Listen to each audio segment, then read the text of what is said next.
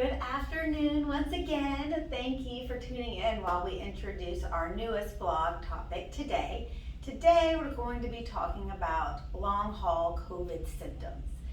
Largely now our world is finally returning back to some sense of a normalcy, pre-pandemic, post-pandemic, and we're finally through it and we're seeing a lot of things come back.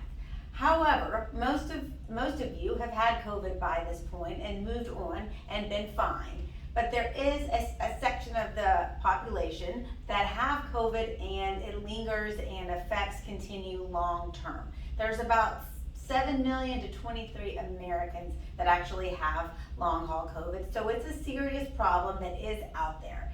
If you have obtained it on the job, it's already hard enough for our injured workers to establish our rights in an ordinary workers' compensation claim, but most certainly in our COVID claims where the law is fluctuating constantly. Here in Georgia, we're trying to get the presumption for our first responders, but for our non-essential workers who obtain COVID on the job, it's a battle. Causation is a battle, and there's so much largely unknown still at the present.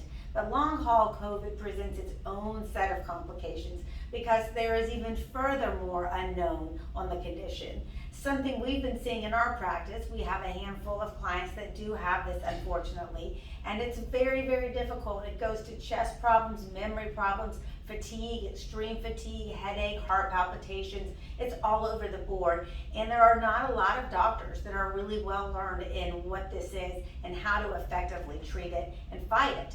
It's so new, and especially in the workers' compensation arena where some employers already limit our ability to get the proper diagnosis from physicians all over, and we have to be subject to a panel of physicians. This can be very, very tricky to navigate.